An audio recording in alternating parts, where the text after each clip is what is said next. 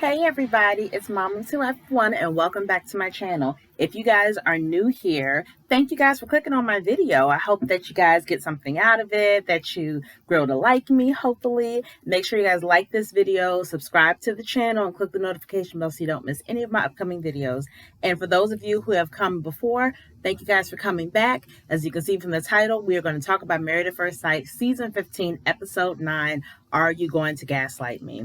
And one thing to remember about this show is that the pacing is very different from the production schedule. So this is episode 9, which means we're 9 weeks into the show, which means we are 2 months and 1 week into the show, but they've only been married for a little less than 3 weeks. So it is kind of, it's important to remember that, because sometimes the progress they're making in our minds, for some of us, we may think, oh, the progress should be a lot better. It's been all these months. And it's like, well, actually, in reality, for them, it hasn't been a month yet. So that's something to kind of keep in mind, because I know I have to constantly remind myself, like, girl, no, remember they just met not that long ago. It's like, oh, that's right, I forgot. So this is one of the first episodes, at least for me, where I feel like I have notes on everybody. I feel like everybody had something that happened or deep conversation that needed to be had. And so I'm ready to kind of dive in. I don't even know who I want to start with. I feel like I want to start with Alexis and Justin. I feel like last week they had a lot more going on than it did this week. It seems like they're in a better place, but it also seems like it seems like Justin specifically still has a lot of trouble when it comes to communication. Alexis, and I think I've said this before, I really like Alexis as a person. I like the questions she's asking Justin. I like that she seems very non-judgmental when she's asking them. And she's asking for the same courtesy, like, just don't judge me on the things that I've said or the things that I've gone through. That's my past or that's my reality. And I really like the maturity of her. And I like how she doesn't shy away from asking the questions. And I love that Justin doesn't shy away from answering the questions either. I think that, one thing that did happen is that all the couples got a bottle of champagne from the experts and a list of questions to guide the discussion of love. Now, what I will say is, again, because the pacing, and this is why I mentioned the pacing in the beginning of the video, they've only been together for 20 days. It's possible to fall in love or even love somebody after that amount of time, but I feel like that's putting unnecessary pressure on all the couples to figure out, oh, where are we with love? Are we in love yet? And I understand that the process is only 8 weeks, but I feel like you could have held off for that for another week at least. Maybe have that conversation during their 1 month anniversary because you're at the halfway point. But I feel like it caused some dissension, or maybe there didn't need to be dissension, especially for one of the couples, and we'll kind of get to them later. But I say all that to say that that's what started these conversations about, tell me about your past relationships. Have you ever been in love? How did you know you were in love? What does love mean to you? Where are we when it comes to love? That's why a lot of the couples had these conversations. So for Alexis and Justin, he talked about how he lost his virginity when he was 20 to a girl that he thought he was in love with, and that she dogged him because he was a yes man and he was a people pleaser. And being a people pleaser is, I feel like, common for a lot of people. Man, woman, black, white, doesn't matter. A lot of us are out here trying to please people. And a lot of it, what we learned last night, especially, a lot of people who are people pleasers, it stems from your childhood, from wanting to please somebody in your family or wanting to please your friends at school. And it developed this idea that you are not enough as you are. And so let me go out of my way to make people happy so that I can be accepted. And for Justin, that's pretty much what it was. He said that his dad was in and out of his life, and in his mind, oh, if I just try to make him happy, then he'll stick around more. And obviously that didn't work, and that never works. And I put that in my notes that everything stems from childhood, because almost every couple, there was at least one person in the couple talking about their childhood and talking about how, my views on love and my views on relationships stem from my relationship with my mother or with my father. So it was a very interesting episode. And I think for them, like I said, it was about them communicating a little better. He gets really flustered when he feels like he's not being understood, and it forces him to kind of shut down and at times lash out. And she's basically saying, like, look, I know you're getting frustrated, but it's important that we continue to communicate through your frustration, because if not, and you shut down, I'm not going to be trying anymore because now you shut me out. And if we're trying to have a healthy relationship and we're trying to have a long lasting marriage, we need to actively speak to each other. And I like the way she talks to him. Like, and I said this last week, she doesn't yell. She's not cursing. She's not flipping out. She's not doing any of that stuff. She's trying to get him to understand her point of view, but she's speaking clearly and she's speaking respectfully. I think that's a better word. She's being very respectful with how she addresses him. And I think I still feel okay with the two of them. I think they're going to be okay. She did mention, he actually asked her a good question.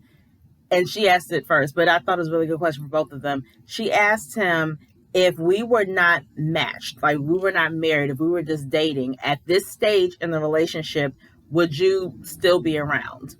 And he was like, yeah. He was like, because when I'm in, I'm all in. If I decide that you're the person I want, then I'm going to do everything possible to make sure we stay together.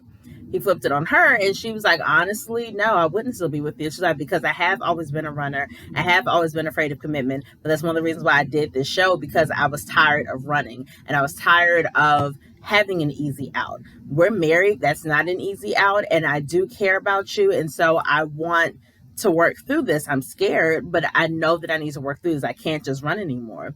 And I think before I was hesitant to, I don't know if I really liked the fact that she joined the show just because she was tired of running. I felt like if you go through therapy, then, or some kind of help, whether it's, if you don't believe in therapy, that's, another discussion for another day. But I don't know if the show is the cure-all for someone who is afraid of commitment. That was just my thing. So I still don't really know about that. But they, didn't have a lot going on. That's pretty much it. They had their discussion. One thing I did know is that when they first showed them on the screen, they both had on like some kind of mask. And she's like, yeah, so we have this mask, then we're going to do the lip mask, then we'll do the other mask, then we got to wash our face, and then we got to do this and do this. And I made a note that there's this TikTok video. I don't know if you guys have seen it, but there's this man who is in the bathroom and he's like, this was my beauty routine before I got married or before I got a girl. And it's literally him putting like water on a washcloth, wiping his face, and then blowing himself a kiss. And like, that's it. And then it shows him after he's in a relationship and he's like lighting candles. He has a little like face roller thing. He has the eye mask. He actually has a routine. And that's why it was funny, because not every man is like this, but a lot of men are introduced to skincare through their significant others, and they start taking care of their bodies a little bit more, like, oh, maybe I should wash with something more than just water, and maybe bar soap isn't good for me. And I just thought it was a funny thing to see, but it's also a great bonding moment to, discuss your pores and whatnot. So I just thought that was cute. That's pretty much it on them. I didn't have a lot on them. And so, so next couple that I didn't have a lot on was Lindy and Miguel. So it's weird. So Miguel has the history amongst his friends of ignoring red flags, of being so smitten by a person that he's willing to stick it out no matter what. And even if red flags are popping up all over the place, he tends to ignore them because he really wants this relationship to work. So that is kind of his MO. Now, they had the housewarming party last week, and Lindy spoke to his friends, and she spoke about how she was upset that Miguel wouldn't put her on his insurance if she didn't take his last name. And they resolved it. But she kind of let it all out to his friends. She wasn't nearly as passionate in discussing it with them as she was with Miguel. Like, she wasn't cursing and all that stuff like she was with Miguel. But she was upset. And when people are upset, they tend to get passionate, whether that's cursing, getting loud, or whatever. That's just something that people typically do. She's human. That's what happens. I had an issue with his friend coming to see Miguel and basically like, okay, well, that was kind of a red flag that we saw. And have you addressed that with her? Because, she was kind of a wet blanket and I wasn't expecting that and da-da-da. And I was like, I was annoyed by that. And he basically called her Jekyll and Hyde. And it's like, everybody has multiple sides to them. Nobody is rainbows and unicorns 24/7. That's not realistic. As humans, we have human emotions. We are happy. We are sad. We are angry. We are terrified. We are anxious. We are excited. We are so many different things at different times. And it really bothered me that his friend brought it up like this is a disorder almost. I'm like, oh, you need to be wary of that because I don't know if that is what you want because, she was like, ugh. And it's like she was literally having a conversation with you guys. Again, like if you go back and look at the last episode when they all have the housewarming parties and Lindy is talking to his two friends, she is not overly emotional when she's talking to his friends. She's just saying, like, look, this is what happened, and it's a little frustrating because I don't really know what to do, and I feel like we're kind of not really agreeing. And that was pretty much it. So for the friend to come being all concerned, that really bothered me. But I'm assuming it's because he knows what Miguel has gone through, and that's why he feels like he's being helpful.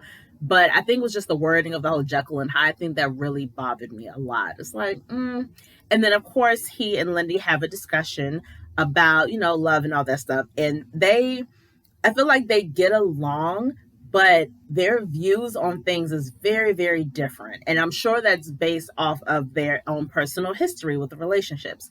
So her thing is, if you love a person and you may see a part of them that you don't necessarily like, but that doesn't stop you from loving that person. It's like, okay, they have this one part of them that's maybe not so great, but I love everything else. And his thing is, okay, but if I see that dark part or I see that part I don't like, I'm ready to go because I've already had relationships where I've been taken advantage of because I was too forgiving and too nice, and I just can't do that.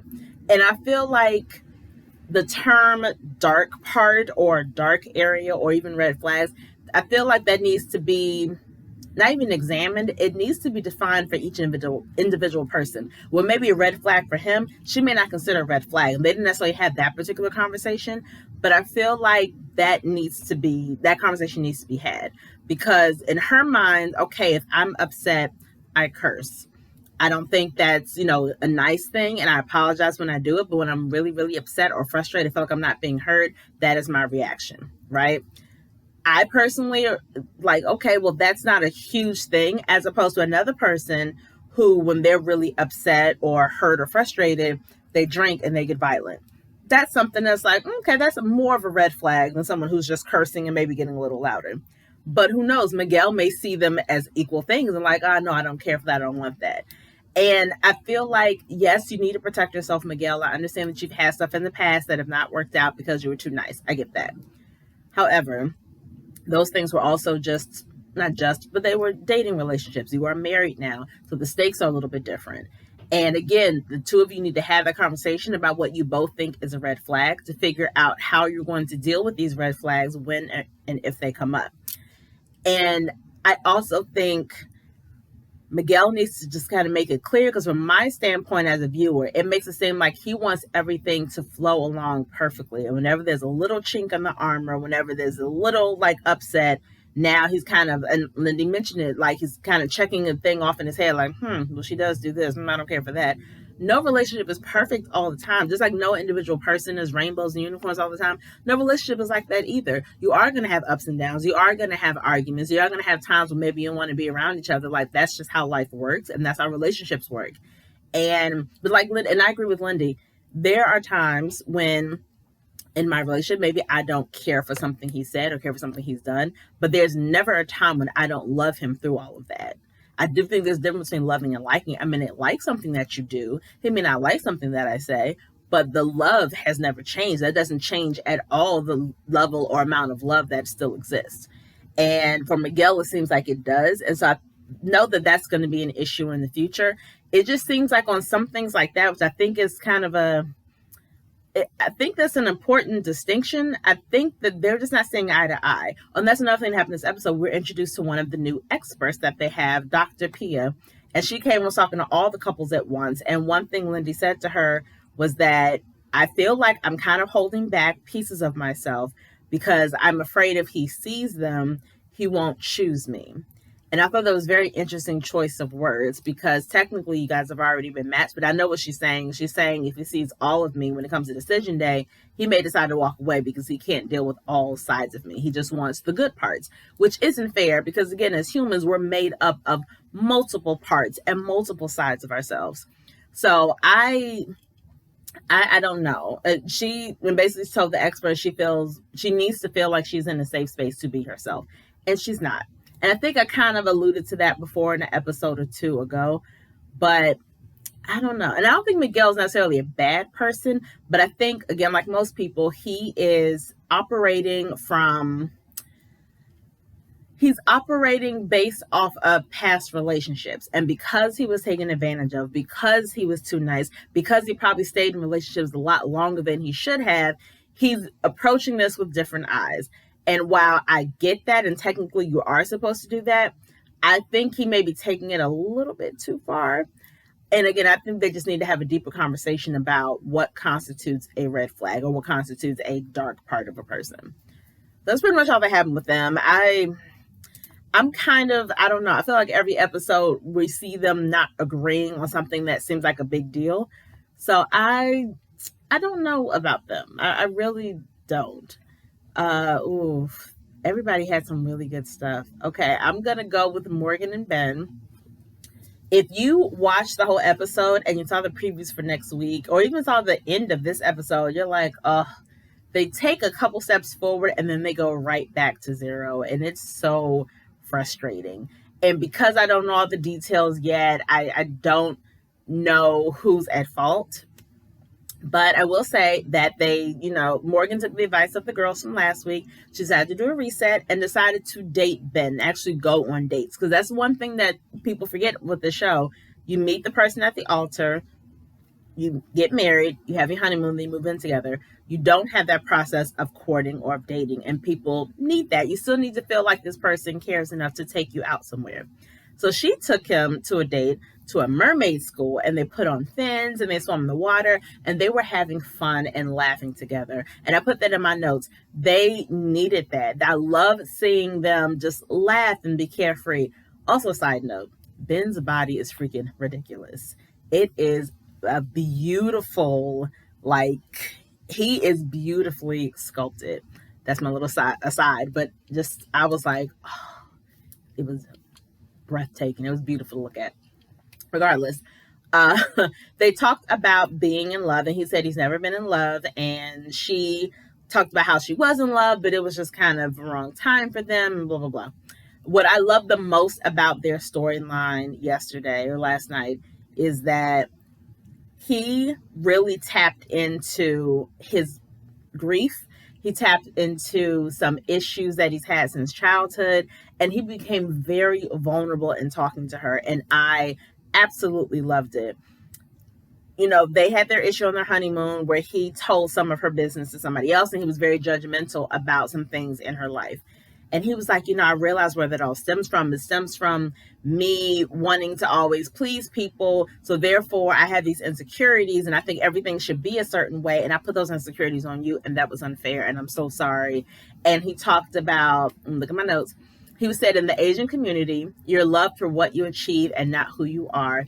And he said he's never felt like he's enough, and he never had satisfaction from his dad loving him. We know he's a mama's boy, and in truth, his mother probably overcompensated by doting on him as much as she did because of the fact that he felt like his father didn't love him, or at least didn't show him love. And he said he basically told Morgan to identify with her daddy issues. Seems like I was, putting that on you and being mad at you for having daddy issues, but I have daddy issues too, because I still don't feel like my father loves me, and I never really got over that. And he says he's projecting his fears and insecurities onto her. That was major, major growth. It is never easy for anybody really to open up like that to someone you've only known for a short period of time. I think it's especially hard for men to do that. And I don't know where that came from, if he got counseling on his own, or if he was meditating on his own and came up with all these realizations.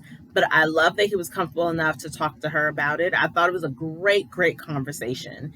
And I know that it meant so much to him to be with a person that he could be comfortable enough to say that to. And I feel like it meant a lot to her as well, that he was comfortable enough to say it and I feel like that was the apology that she was really waiting for, because it came with context, and it came with sincerity, and it came with regret, like real regret. And he also told her, he basically told her and told himself, like, yo, we are enough. Like, I need to kind of remind myself, like, you are enough the way you are. I'm enough the way I am. And there's absolutely nothing wrong with us. And I was like, okay. And again, she needed to hear that. And she opened up a little bit about her relationship with her dad. She just still didn't go into detail, but she did say that, hold on, let me look it up. Let me make sure that I have the right stuff. She said, basically, she identified with him being a people pleaser, and how she basically became a people pleaser as well because of her dad. And she was always trying to go out of her way to make him happy.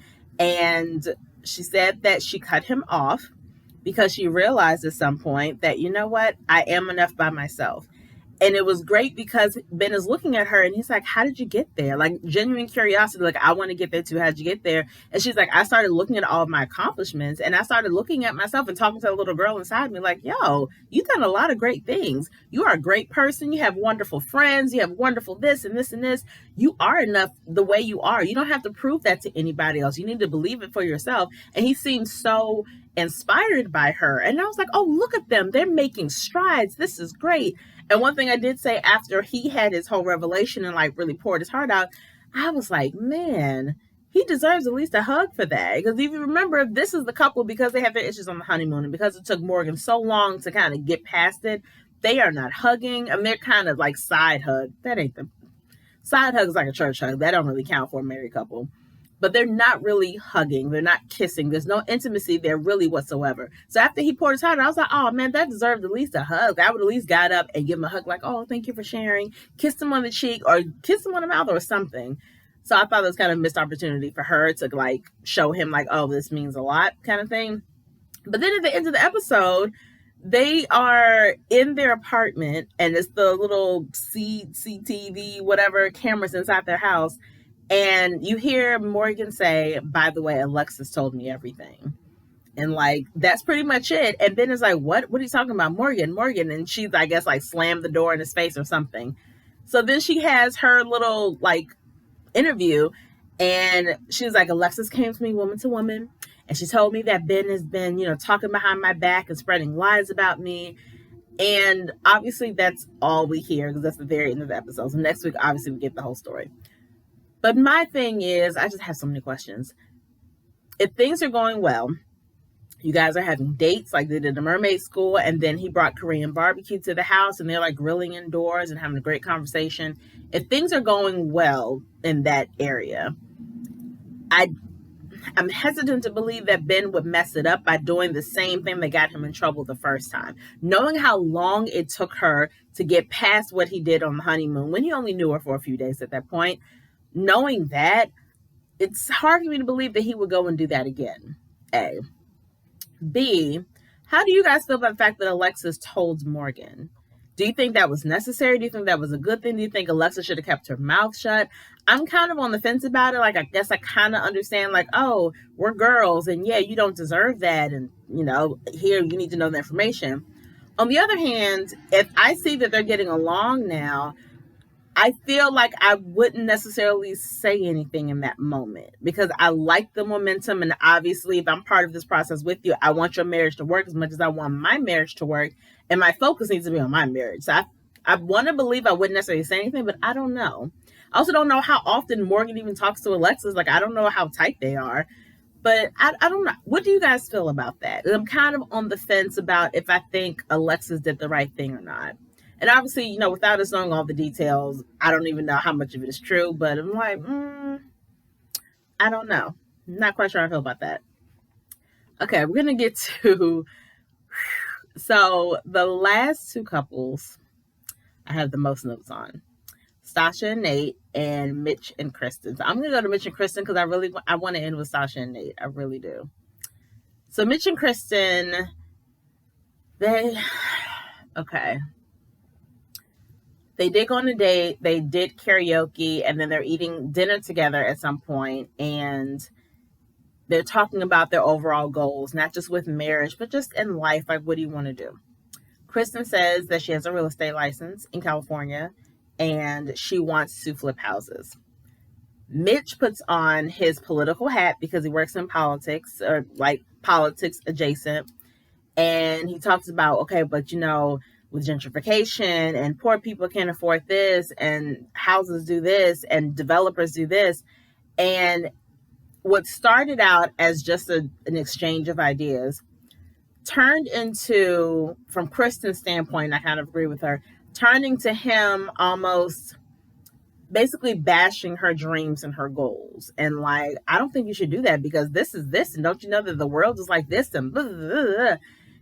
And everybody's entitled to their own opinion. She wanted somebody who was passionate, and he is. But I feel like, and he always talks about how, I'm very honest, like I'm so honest. And I'm not saying you have to lie, but you can be brutally honest, but not say all the things that are on your minds, right? Like you can have all the opinions in the world. You can be very detailed in your rebuttal for somebody's argument, but everything in your head does not need to be said. And I don't know what he thinks he's going to gain from that, because it's one thing to just state your opinion and then be like, but whatever you want to do, that's on you, whatever. But I didn't get that it was that easy for him. Like some people can just state their opinions, have their say, and then let it be that just because they wanted to get it out there. But I feel like with Mitch, he was having his say, but he was saying it in a way and saying it repeatedly as a way to get her to understand that her decision is wrong. And to kind of still needling at her, almost to get her to take away that goal of hers. Like, no, you don't want to do this. Let me tell you why you shouldn't do this. Because the environment and the world and this and this and this. And I just don't think that was the right way to go. And again, he'll fall back on, okay, but I was just being honest. You don't have to say everything in your head either. You could be like, oh, okay, well, I don't know how I necessarily feel about that goal because, I don't want to be a downer, but this is this and this and this. But I appreciate the fact that you have goals, and I will, just kind of leave it at that. Like, okay, I'm glad you have goals. I'm sure you're going to be able to achieve whatever you want to achieve. And just leave it at that, because none of that is a lie. You're still being honest and true to yourself. And it's just bothersome. Like, I see it getting old really, really quick. And you could obviously, Kristen was so annoyed. One thing I love about Kristen is that she picks and chooses moments. So when they're having the initial conversation, she's just listening to him and it's like, okay. And then when they go to play karaoke, they're having a good time. They're laughing, they're dancing, they're singing. Everything's great. And then at the end, when they're eating, she's like, okay, so do you want to talk about, what happened at dinner the other night? I love that she brings it back around, but she understands moments. Like, okay, in this moment of us eating is not the time to have this conversation because I'm going to get upset. I need to process everything you've said first. And then she kind of goes back to it. So I like that she does that. I think that's I've always thought that's a smart thing to do in a conversation. But I feel like and she's telling him this, like, okay, when I said this and you reacted this way, this is how it made me feel. And this is how I took it. And that was a perfect opportunity for him to be like, okay, I know I can come off really strong. I am very strong and passionate about my convictions. And so that's why I reacted the way I did. So I'm not going to apologize for how I feel. But you're right. Maybe I shouldn't have dumped everything on you in that moment. And you could have left it at that and y'all could have gone back to having fun. Instead, he doubled down and went back to his earlier, views about how, yeah, but this is this and this is this. And it's like, I don't want you to pacify me and be like, okay, well, we can do, because she was like, okay.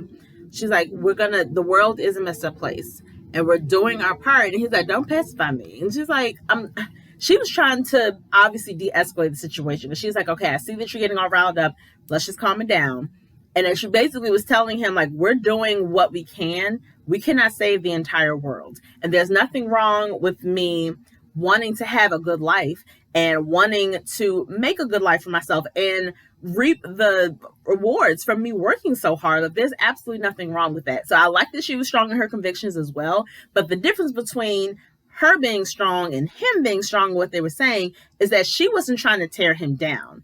And he made a comment that pissed me off. He said to her, I don't want to feel bad for me feeling this way. Like, I don't want you making me feel bad feeling this way. And I felt like she wasn't. And that could have been the way he took it, perhaps. But I felt like with what she said, that wasn't her intention. But I feel like that was his intention. Like, I fully believe that he was saying his stuff, not just because I'm being honest and I want to get out there. I think purposely he was saying the stuff he was saying to her to get her to feel bad about her decision so she could change her decision. While she's basically, all the stuff she's saying was just defending herself and just saying, look, this is my goal. Like, I don't want you doing this to my goal. And but I feel like their intentions were completely different.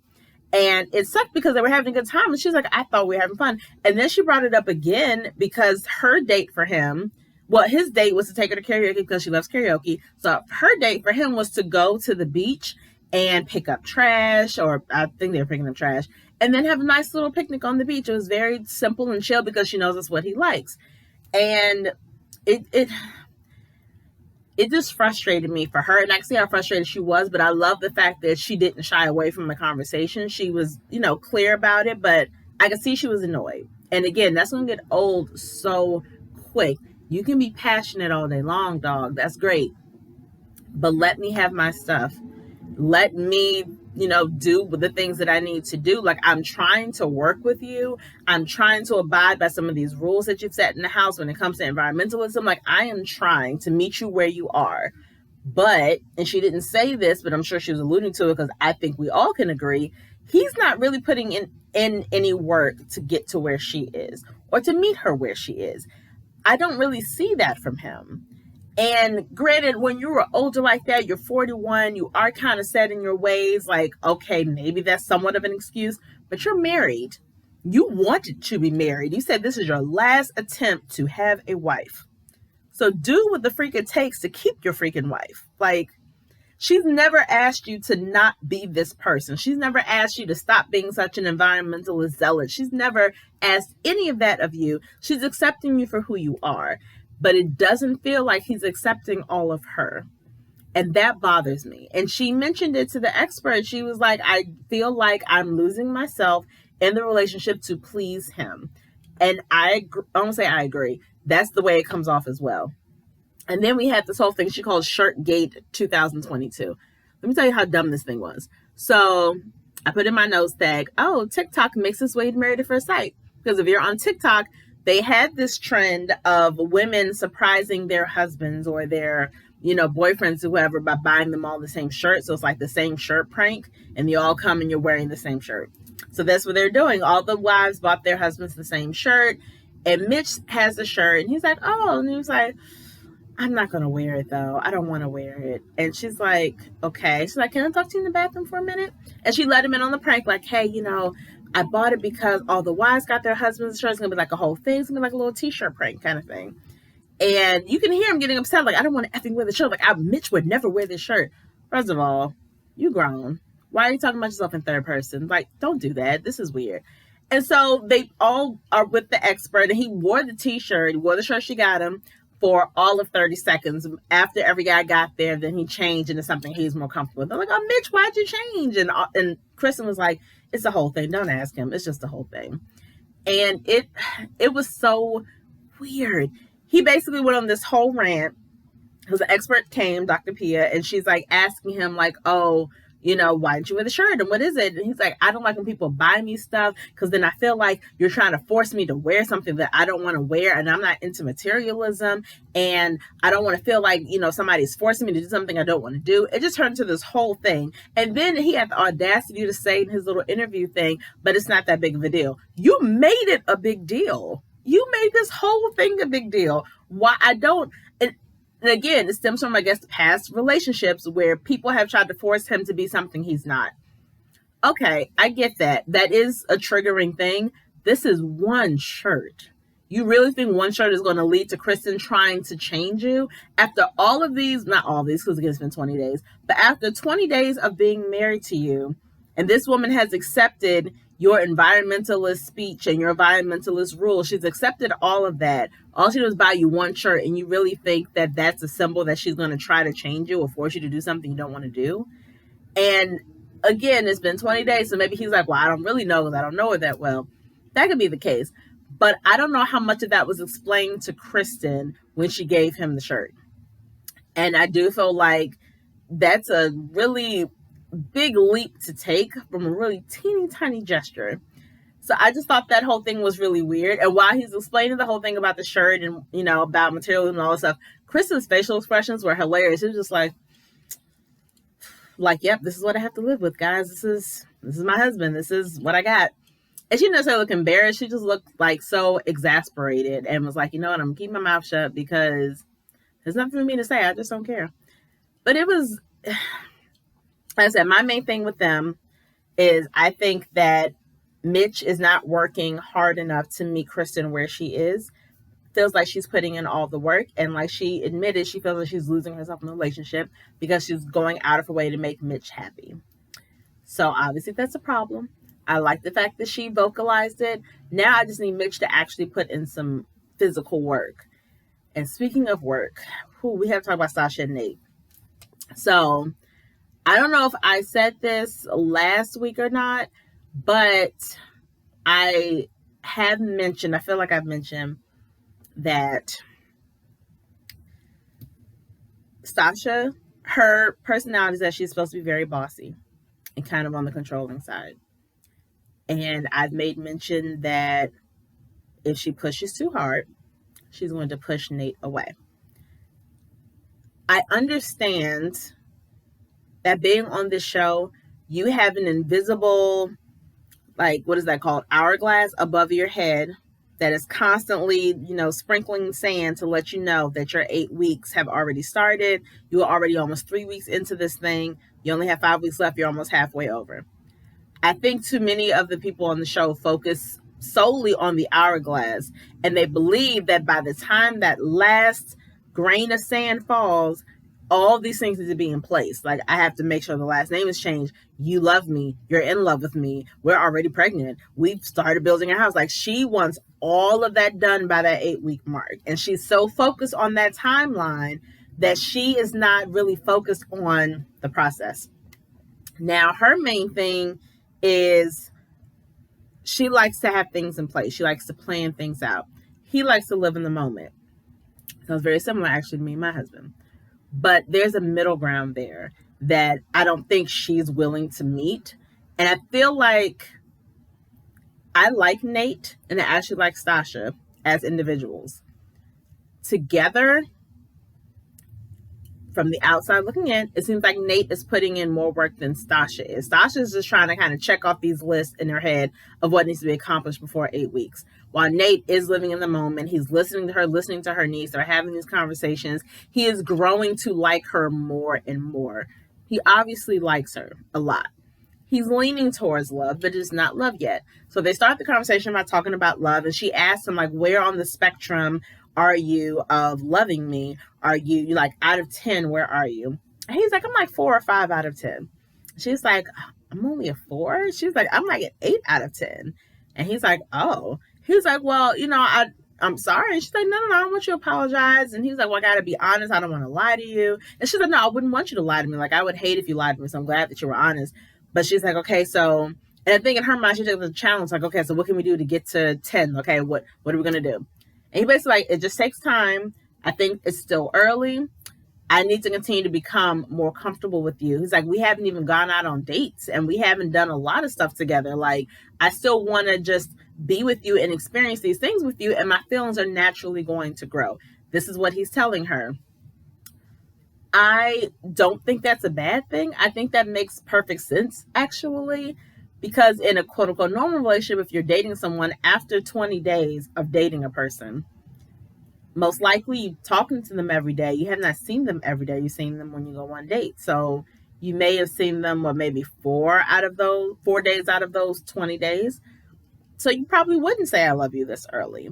So he's treating this like I don't say he's treating it like he's just dating her, but he's taking his time. He's like intentional about the time that he's spending with her and is just trying to enjoy that time and allow his feelings to naturally grow and progress. I don't think that's a bad thing, but I feel like she's definitely kind of rushing it, which is bothering me and obviously bothering Nate.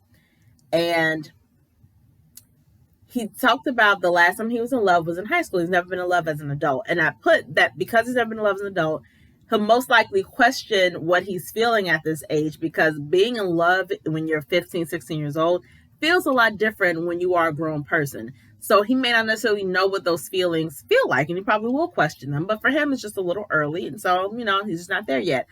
And she wants to hear, I love you before decision day, which, I can understand that's been said before on the show. And I said, I appreciate him being honest, but I also didn't expect him to be so shy about the words, I love you. And I guess his stance of wanting to take things slow, I don't think I necessarily expected that from him either, based off of how he was kind of sort of painted in the beginning of the season. But so, okay, after they have this, they're having a conversation in the pool. They go inside and they're like cooking dinner together, and they're talking about having measurable goals. And I guess that's what Pastor Kyle told them, to have measurable goals. And she's like, well, yeah, that has to be about love and about this and about that. And, she kept kind of dropping the word love and was kind of needling him about, like, where are you? And he's like, what do you mean where I am? I'm here with you. I'm married. I like you. We're working towards, like, all the things that we want. We're talking about moving in together. We're talking about kids. He's like, I don't have this conversation with somebody that I'm not trying to build a future with. And she just kind of kept goading him. And he was confused after a moment. And I was confused. I was like, what exactly do you want him to say in this moment? He told you he doesn't love you yet. He's never said that I'm never going to love you. I have no intention of being in love with you. I am making these plans with you as my wife because I want you in my life. I only plan to be married once. You are the most important person to me. So I am making these plans to have a future with you. And she's like, I know, but I know you said that you'll move in when we have kids, but you can move in and have kids with somebody that you don't love. So basically she was saying, like, I don't want you to do those things if you don't love me. Or, what if those things happen and you still don't love me? Those are her own insecurities that she's putting on him. And again, in that moment, what do you expect him to say? You're not being clear at all about what you want him to say. And then he was like, okay. He was like, I'm getting frustrated with this conversation because I feel like it's a form of manipulation. Like, you're trying to get me to do something or say something I'm not ready to do or say. And he's kind of said it, and like mid-walk away, he's kind of turned his back and was like, but I like, again, the communication on the show for most of the couples is very, very good. So I like that Nate is very straight up with her and she's very straight up with him. Again, there's no yelling, there's no cursing, there's no disrespectful. It's me being honest, saying, I feel like you are manipulating me. And then again, goes back to previous relationships where he had women who he said he had a girlfriend that always gave him an ultimatum. So he always felt like she was playing games with him. He's like, so I don't like being in that situation where I feel like somebody's playing games with me. That bothers me. I don't like that. And so they took a cooking class together. That was like her date. It's like, or his date, somebody's date.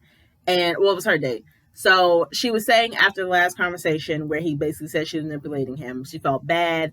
And she was like, I started to retreat. But I was like, no. I told myself when I signed up for the show that I would run towards my husband and not away from him. So I'm going to have this conversation with him, even though I may not necessarily want to, because I signed up for this and I'm serious about it and we're going to discuss it and I'm not going to shut down. Even though she was pissed and cursing in her head and all stuff, she was calm on the outside, but you could tell she was irritated. But he was just as irritated as she was. So they're having this discussion after the cooking class. And she said that she's afraid he won't be in love with her or say the words.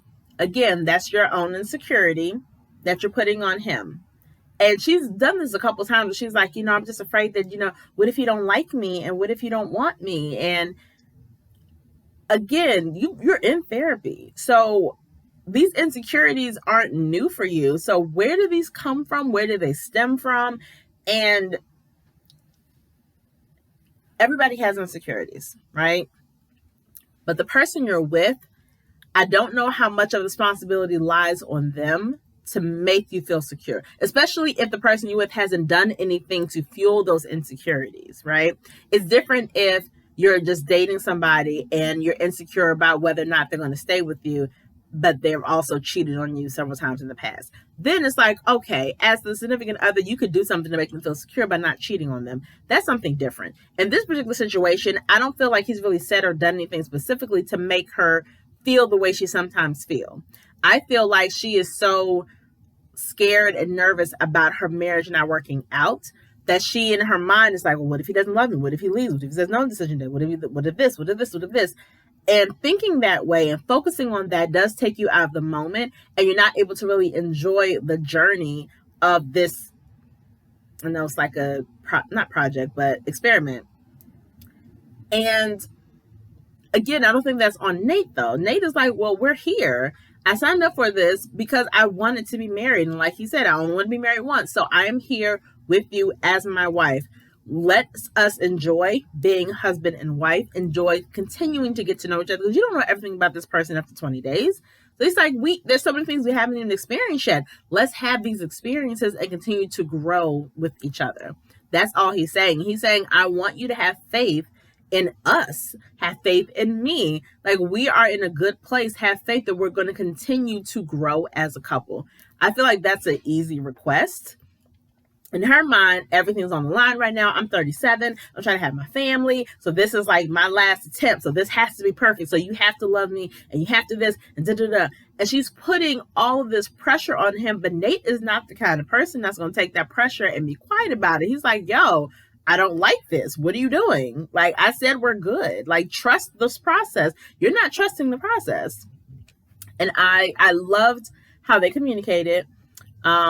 And so she did say that when he said, I want to have faith in us in the process, in her little private thing, she was like, I'm not going to say anything right now, but I'm going to challenge Nate. Like, I think he needs to be challenged.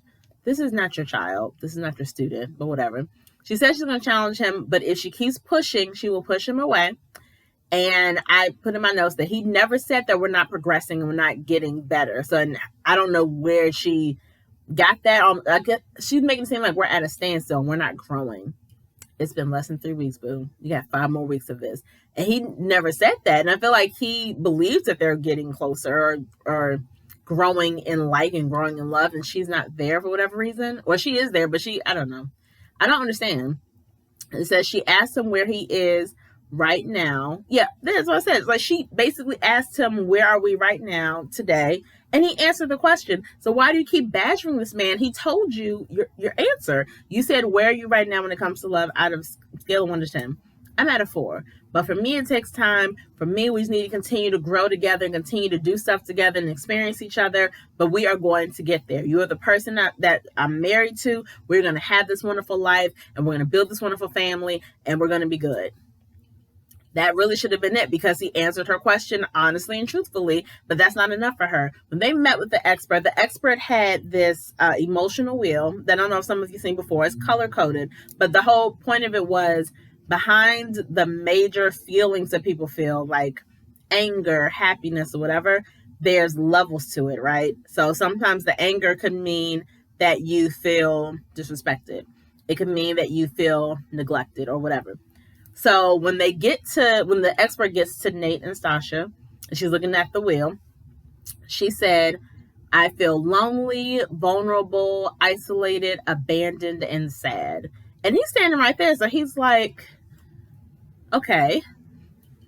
And he says to her, this is in front of all the couples, he says, I feel frustrated that she doesn't recognize that I'm trying. And that she doesn't believe me when I say that I'm all in and she keeps questioning it. So this is a conversation they have in front of the expert and the other couples. When they get by themselves, he's like, I'm sure you can tell that I'm really frustrated and irritated with that conversation.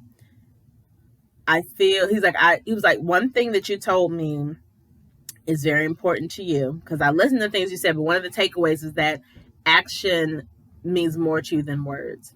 So I'm putting action in. I told you I'm signing up for therapy. I told you that, I'm going to move into the house with you. I told you I'm going to do this or do that or whatever. But even my action doesn't mean anything to you. So I don't even know what you want anymore. And I told you that one of the most important things for me is to have a wife who believes in me. And I feel like you're not believing in me or believing in us. So I don't really know where we are right now. Like, and I'm tired of you questioning it because I'm tired of having to feel like I have to prove myself. And I agree with that. I was like, you don't want to have to constantly feel like you're doing that. When you feel like you're doing the right things, you don't want to feel like you have to defend all the things you're doing because the person doesn't recognize what you're doing or doesn't appreciate what you're doing. So I fully got his irritation. I completely understood it.